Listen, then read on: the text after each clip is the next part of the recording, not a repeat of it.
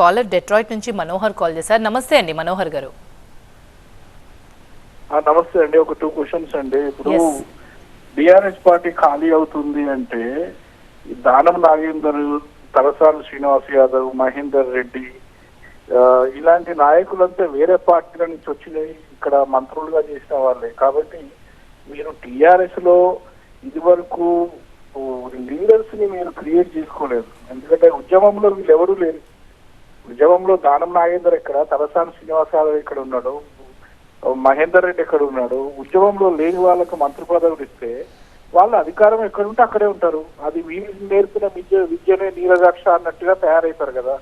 Second ఏంటంటే, ముఖ్యంగా నాకు ఇంపార్టెంట్ క్వశ్చన్ ఏంటంటే, కేసీఆర్ గారు ఎలక్షన్స్ ముందో తర్వాత ఆంధ్రాలో జగన్మోహన్ రెడ్డి మళ్ళీ సీఎం అవుతాడు అని చెప్పారండి ఒక ఇంటర్వ్యూలో. అంటే సొంత తెలంగాణ రాష్ట్రంలోనే కేసీఆర్ కి సరైన రిపోర్టు అంచనా లేదు, పక్క రాష్ట్రంలో జగన్మోహన్ రెడ్డి ముఖ్యమంత్రి అవుతాడు అని నాకు రిపోర్ట్స్ ఉన్నాయి అంటే అసలు వీళ్లకు ఎలాంటి కోటరీ ఉంది? వీళ్ళకు సమాచారం ఇచ్చే మనుషుల దగ్గర ఎంత క్వాలిటీ ఇన్ఫర్మేషన్ ఉంది? ఇంత తప్పుడు సమాచారం ఇచ్చే వాళ్ళను చుట్టూ పెట్టుకుంటే ఇలాంటి నాయకులకి చాలా ప్రమాదం. అంటే ఇన్ఫర్మేషన్ సరిగ్గా రాదు. అసలు గ్రౌండ్ లో ఏం జరుగుతుంది, ఎవరు సైడ్ గాలి ఉంది, ఎవరి సైడ్ ప్రభుత్వం ఏర్పాటు చేసే అవకాశం ఉంది అన్న కనీస సమాచారం మాలాంటి వాళ్ళకే తెలుస్తుంది, ఎన్ఆర్ఐలకి. మేము రెగ్యులర్ గా అక్కడ తెలంగాణలో, ఆంధ్రాలో మా వాళ్ళతో మాట్లాడుతుంటే మాకు ఫీడ్బ్యాక్ వస్తూ ఉంటుంది, ఈసారి ఇటువైపు ఉంది, పరిస్థితి ఉంది, ఎవరు గవర్నమెంట్ ఫామ్ చేస్తారు అని. అలాంటప్పుడు కేసీఆర్ గారికి అసలు ఇంత వరెస్ట్ కోటరీ ఉందా? అంటే ఒక సరైన సమాచారం కూడా ఆయనకు రాబట్టలేని కోటరీ ఉంటే ఇంకా పార్టీ ఏ పరిస్థితిలో ఉంటుందండి? రైట్ మనోహర్ గారు.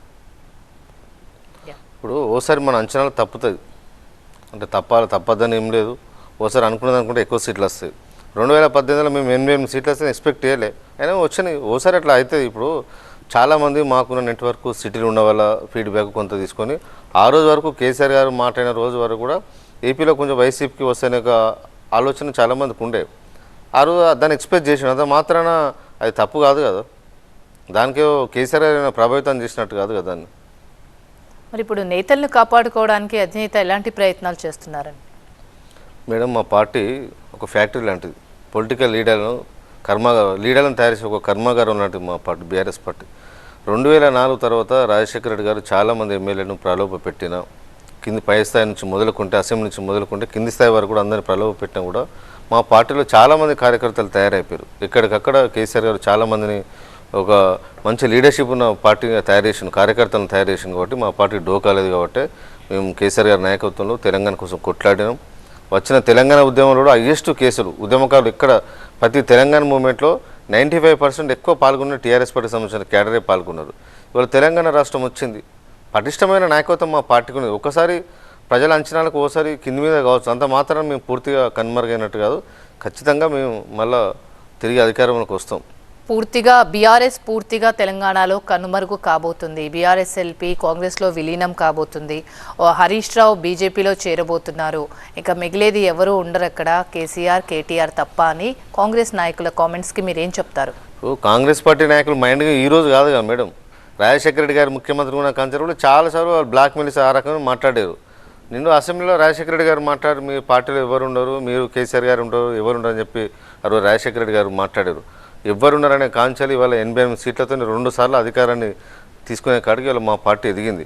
కాబట్టి మా పార్టీకి ఎవరెన్ని మాట్లాడినా, ఒక ఆత్మస్థైర్యం దెబ్బతీసే విధంగా మాట్లాడినా, నాయకుల మధ్య సమన్వయం లేదని చెప్పి బయట వాళ్ళు మాట్లాడినంత మాత్రాన మా నాయకులు ఎవరు పార్టీ విడిచి వెళ్ళిపోరు. ఎన్నోసార్లు హరీష్ రావు గారు వచ్చి కామెంట్ చేశారు. హరీష్ రావు గారు ఇప్పుడు బయటకు వెళ్ళారండి, అయినా ప్రభుత్వానికి వ్యతిరేకంగా మాట్లాడినా, పార్టీకి వ్యతిరేకంగా మాట్లాడినా, కేసీఆర్ గారు ఏదంటే హరీష్ రావు గారు అదంటారు.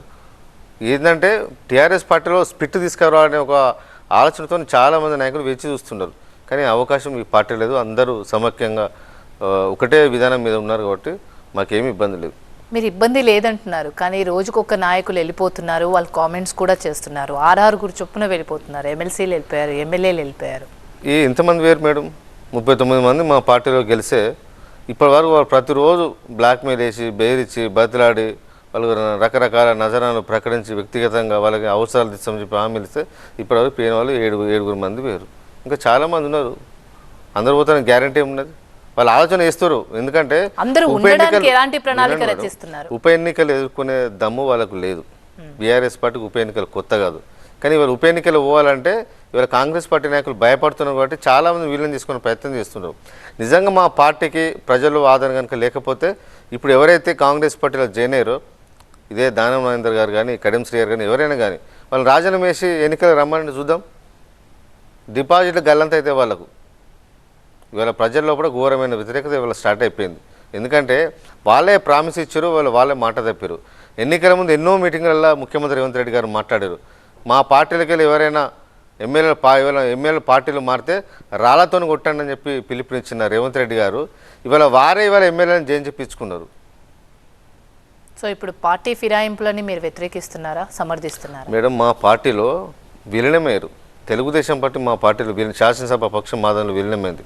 బీఎస్పీకి ఇద్దరు శాసనసభ్యులు ఆ రోజు కోనప్ప గారు ప్లస్ ఇంద్రకిరణ్ రెడ్డి ఐక్యరెడ్డి గారు గెలిస్తే వారు మా పార్టీలో విలీనమైపోయారు.